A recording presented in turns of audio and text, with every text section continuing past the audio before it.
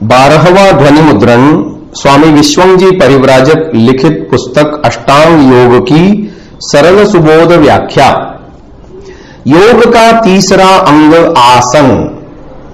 साधना के क्षेत्र में आसन अत्यधिक महत्व रखता है।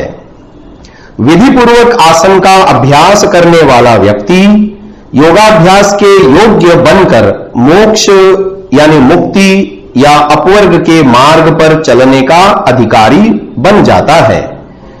मोक्ष प्राप्ति की विधि बताने वाले महर्षि पतंजलि जी ने अपने योग दर्शन में योग के 8 अंगों का वर्णन किया। उनमें तीसरे अंग के रूप में आसन को स्थान दिया। आसन के सिद्ध हो जाने पर प्राणायाम का अभ्यास किया जाता है। आसन का बाह्य स्थूल रूप शारीरिक है, किंतु यह आगे की मानसिक साधना, धारणा, ध्यान, समाधि का आधार बनता है। आज योग के क्षेत्र में आसन का जितना व्यापक प्रचार प्रसार है उतना अन्य बातों का नहीं है। आजकल आसन के नाम से जो क्रियाएं करवाई जाती हैं उन्हें 2 भागों में बांटकर देखें तो स्पष्टता रहती है। कुछ शारीरिक आसन मानसिक स्वास्थ्य की दृष्टि से लाभप्रद है। क्षमा चाहता हूं।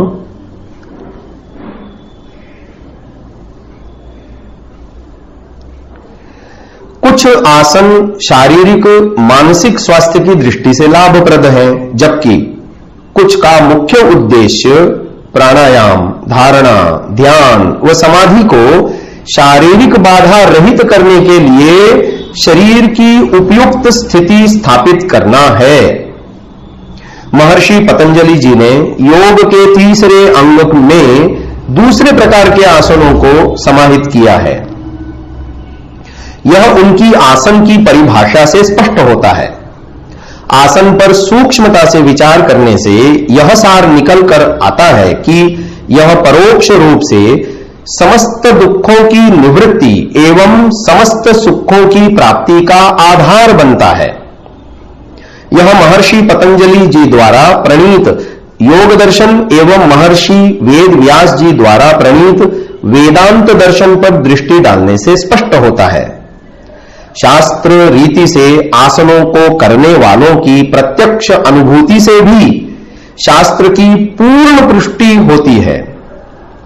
महर्षि पतंजलि जी ने योग के 8 अंगों में तीसरे स्थान पर आसन का विधान किया है। आसन की परिभाषा को छोटे से सूत्र में अभिव्यक्त किया है।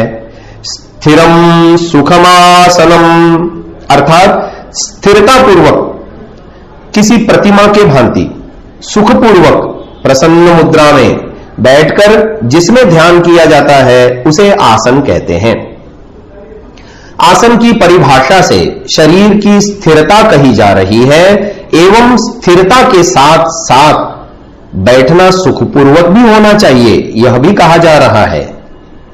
अधिकांश ध्यानात्मक आसनों की स्थिति में शरीर को सीधा रखना होता है, अर्थात गर्दन, छाती व कमर सीधी रेखा में होनी चाहिए। शरीर को सीधा रखते हुए ढीला अर्थात शिथिल छोड़ना होता है। शरीर को, क्षमा चाहता हूं,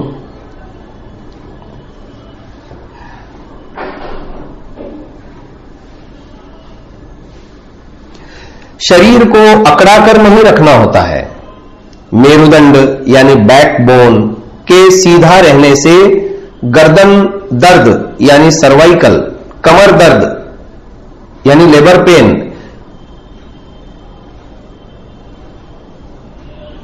क्षमा चाहता हूं,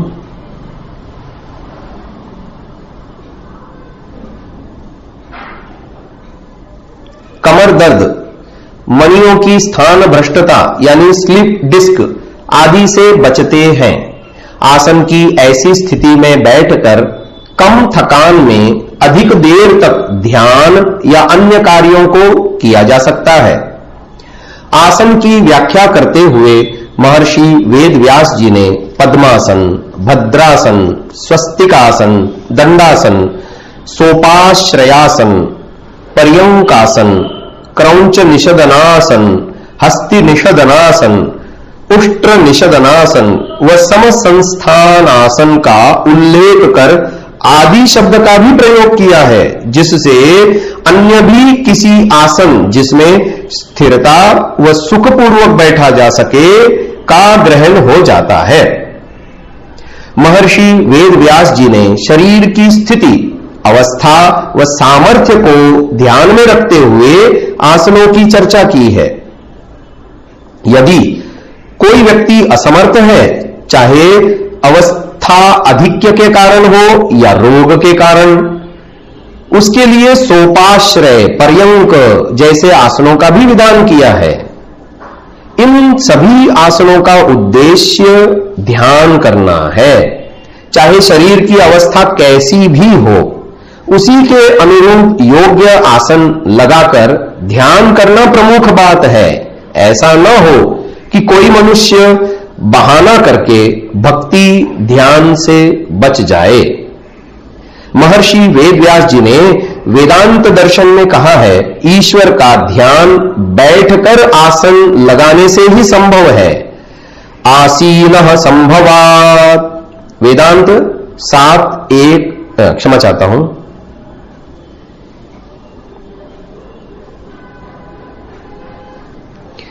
वेदांत 4:1-7। बैठने में भी शरीर का अचल होना आवश्यक है। अचलत्वं चापेक्ष्य, वेदांत 4:1-9। यहां पर प्रश्न उपस्थित होते हैं कि महर्षि व्यास जी ने आसन पर बैठकर ही ध्यान करने का विधान क्यों किया है? क्या चलते फिरते, उछलते कूदते, नाचते गाते हुए ध्यान नहीं हो सकता? क्या ध्यान के लिए बैठना आवश्यक है? यदि है तो क्यों? संसार में दो प्रकार के पदार्थ हैं। एक प्रकार के पदार्थ वे हैं जो गतिमान हैं, चाहे वह गति उनकी स्वयं की हो या अन्य किसी के द्वारा उनमें स्थापित की गई हो, जैसे जड़ पदार्थ एवं जीवात्माएं। जो वस्तु एकदेशी होती है उन्हीं में गति हो सकती है। गति करने के लिए उस वस्तु से भिन्न स्थान होना आवश्यक है। ठीक इसके विपरीत दूसरे प्रकार का पदार्थ वह है जो गति रहित है, अर्थात जिसमें स्वयं की गति भी नहीं होती और वह अन्य के द्वारा गति देने पर भी गति नहीं कर सकता। ऐसा पदार्थ सर्वदेशी यानी सर्वत्र व्याप्त होता है। उसके लिए गति करने के लिए खाली जगह यानी स्थान ही नहीं बचा रहता। जब परमेश्वर कण कण में विद्यमान है, सर्वत्र व्यापक है, ऐसा कोई भी स्थान नहीं है जहां ईश्वर न हो, अर्थात ईश्वर सर्वव्यापक है, सर्वत्र भरा हुआ है, तो वह गति कहां करेगा? अब आसन के प्रयोजन को देखें। सर्वत्र व्याप्त परमपिता परमेश्वर को प्राप्त करने के लिए ध्यान समाधि का अभ्यास किया जा रहा है। न हिलने डुलने वाले ईश्वर को पाने के लिए हमें हिलना डुलना बंद करके ईश्वर जैसा गति रहित बनकर अपने शरीर को प्रतिमा की भांति स्थिर बनाकर ध्यान या समाधि का अभ्यास करना होगा। प्रश्न उठेगा, यह कोई आवश्यक नहीं है कि ईश्वर अचल है, तो हमको भी अचल होना ही चाहिए। उत्तर है हां, हमको भी अचल होना आवश्यक है, क्योंकि चल गति अवस्था में हम पूर्ण एकाग्र नहीं हो सकते। अचलता से ही पूर्ण एकाग्रता मिलती है। उछलते कूदते नाचते हुए मन को पूरा रोकना, पूर्ण एकाग्र करना संभव ही नहीं है। मन को ईश्वर में पूर्णतः लगाना तभी संभव हो सकता है जब हम अपने शरीर को स्थिर करें, अचल करें। यदि हम शरीर में गति करते रहें तो मन में भी गति होगी ही। गति करते समय जो बोध होगा वह भी मन में रहेगा और मन में वृत्तियां रहेंगी, मन में अन्य वृत्तियां रहेंगी, तो ईश्वर का सम्यक ध्यान नहीं हो पाएगा। सम्यक ध्यान करने के लिए सम्यक आसन लगाना ही होता है। जिससे आगे समाधिस्थ होकर प्रभु का दर्शन कर सकें। समाधिस्थ अवस्था में ईश्वर से प्राप्त आनंद का उपभोग कर सकें। यह सर्वोत्कृष्ट पवित्र कार्य बिना शरीर को स्थिर किए, बिना स्थिर बैठे, बिना आसन लगाए कैसे संभव होगा? जिन्होंने लंबे काल तक निरंतर आसन का अभ्यास करके समाधि लगा लगाकर ईश्वर के आनंद का उपभोग किया, जिनका मन शुद्ध, पवित्र, निर्मल हो गया, विकारों से रहित हो गया, ऐसे योगी खाते पीते, उठते बैठते, चलते फिरते, लेटे हुए, बात करते, किसी भी कार्य को करते हुए सतत ईश्वर की अनुभूति बनाए रखते हैं। ईश्वर की उपस्थिति में ही समस्त कार्यों को करते हैं, किंतु इसे ईश्वर प्रणिधान कहते हैं। यह समाधि नहीं है। समाधि व ईश्वर प्रणिधान अलग अलग है। कोई यह न समझे कि योगी चलते फिरते समाधि लगा लेता है। समाधि के लिए तो योगियों को भी समस्त वृत्तियों को रोककर मन को पूर्ण रूप से ईश्वर में लगाना होता है, जिससे समाधि लग सके। और इसके लिए शरीर की स्थिरता आवश्यक है। सूंघना, चलना, बोलना, ये सब मन की वृत्ति के बिना संभव नहीं हो सकते, और इन वृत्तियों को रोके बिना समाधि नहीं हो सकती। अतः योगी हो या प्रारंभिक योगाभ्यासी, सबको शरीर स्थिर करके ही समाधि व ध्यान करना होता है। समाधि व ध्यान बिना आसन के संभव नहीं हो पाएगा। इन समस्त बातों को सम्मुख रखते हुए ऋषियों ने आसन का विधान किया है।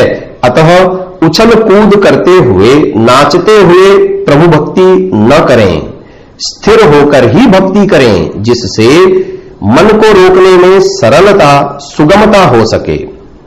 महर्षि पतंजलि जी द्वारा प्रतिपादित आसन का मुख्य उद्देश्य समाधि को प्राप्त करना है।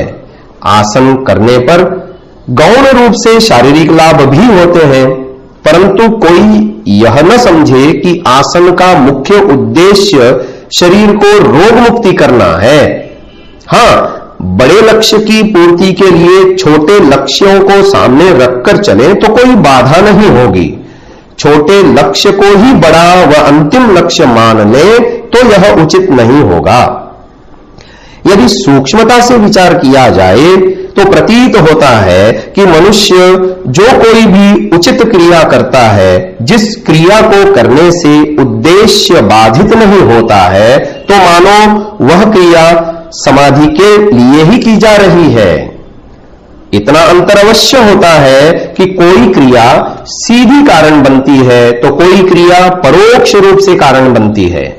यदि संक्षेप में एक वाक्य में कहा जाए तो प्रत्येक उचित क्रिया यानी कर्म योग यानी समाधि के लिए ही की जाती है। हां, कोई उद्देश्य बनकर कर लेता है और कोई बिना उद्देश्य के ही कर लेता है, क्योंकि प्रत्येक व्यक्ति दुखों से छूटने के लिए ही संसार में क्रियाशील हो रहा है। बस हम इतना कहना चाहते हैं कि उद्देश्य बनाकर चलें तो शीघ्र सफलता मिलेगी, समाधि का लाभ भी ले सकेंगे, प्रभु का दर्शन हो जाएगा। और यदि उद्देश्य बनाकर न चले तो उचित कर्म देरी से योग समाधि ईश्वर प्राप्ति की ओर ले जाएगा। इस वास्तविक तथ्य को जानकर समझकर व्यवहार में लाकर हम स्वयं को व अन्यों को प्रभु की ओर ले जा सकते हैं, जिससे सबका कल्याण हो सकता है, सभी की उन्नति हो सकती है। सभी की उन्नति में अपनी उन्नति समझना योग है, योगाभ्यास है। ऋषियों के सिद्धांतों को पढ़कर समझकर व्यवहार में धारण कर चलें तो निश्चित रूप से ऋषियों के समान हमारी व्यापक दृष्टि बन पाएगी। तभी हम महर्षि जी द्वारा प्रतिपादित योग के तीसरे अंग आसन को अच्छी प्रकार समझ पाएंगे।